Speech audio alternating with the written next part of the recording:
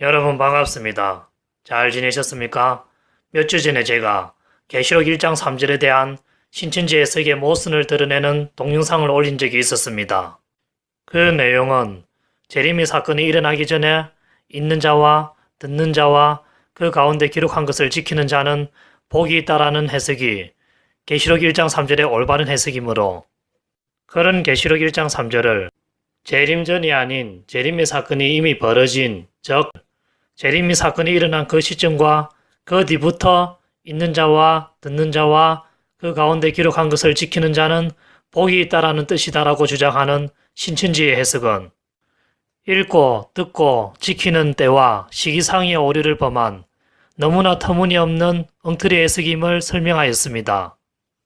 자세한 것은 사이다 신천지 교리 비판 계시록 1장 A편을 참고하시면 되겠습니다.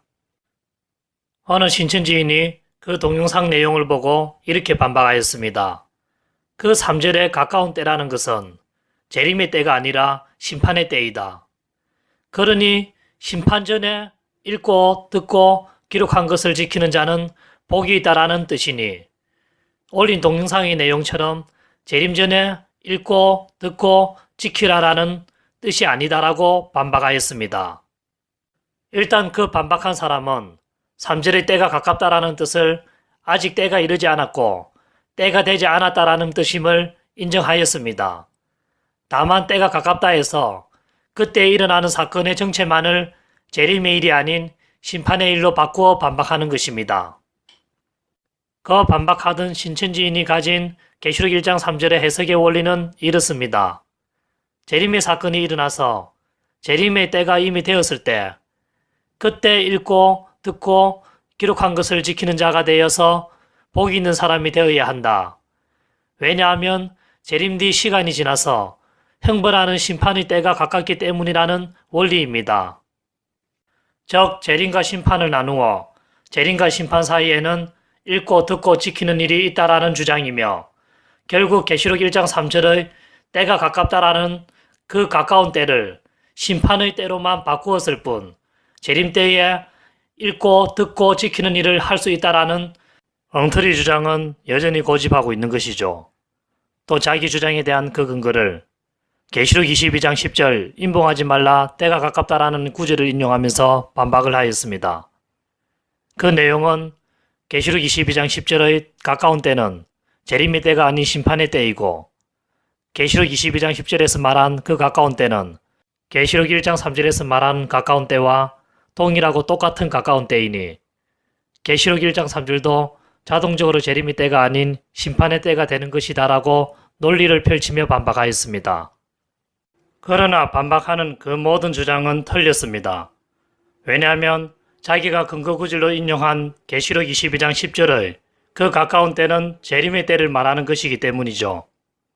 그 이유는 계시록 22장 10절의 그때에 대하여 계시록 22장 12절에서 예수님이 내가 속히 오리니 하면서 예수님이 오시는 때, 즉 재림의 때임을 문맥으로 드러내어주고 있기 때문입니다. 10절부터 12절까지 이해하기 쉽게 표현한다면 말씀을 감추지 말고 전해라. 때가 가깝기 때문이다. 각 사람의 행위대로 행하게 하라.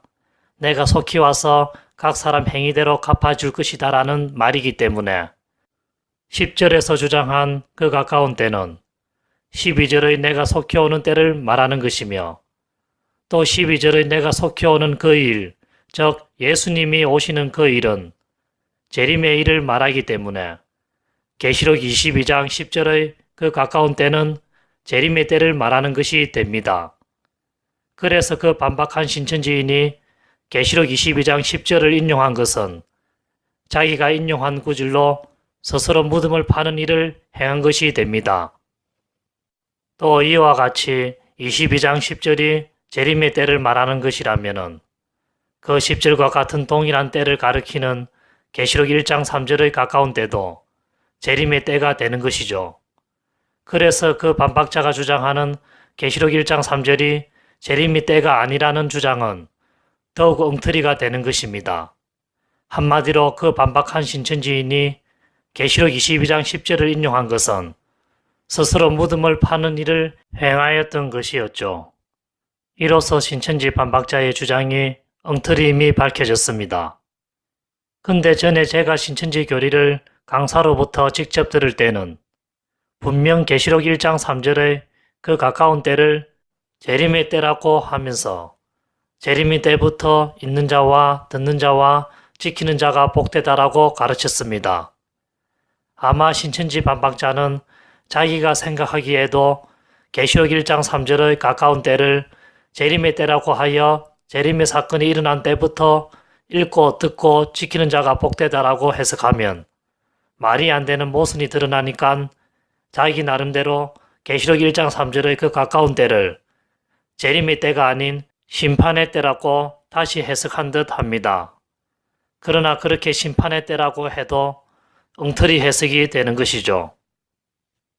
다음은 신천지의 재림과 심판을 나누어 보는 잘못된 관점에 대하여 살펴보겠습니다.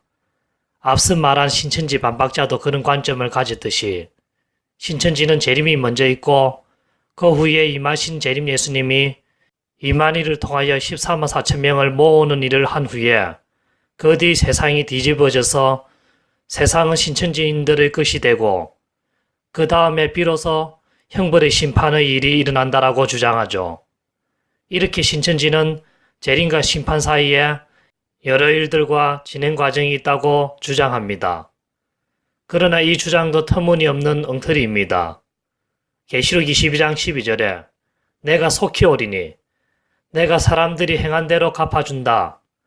즉 내가 속히 와서 각 사람들의 행실대로 갚아주는 심판을 행한다라고 나와 있습니다.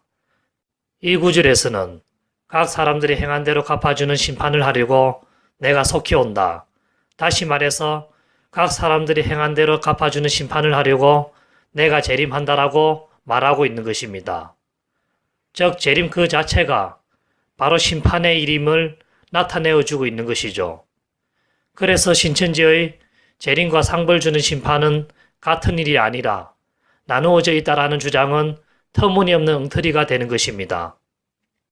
하여튼 12절의 내용처럼 사람들에게 상과 벌을 주며 그 행한 대로 갚아주는 심판을 위해서 재림하시는 주님이시니 재림이 곧 심판의 일임을 아시고 재림과 심판의 일은 따로 나누어져 있는 일이 아님을 기억하시면 되겠습니다.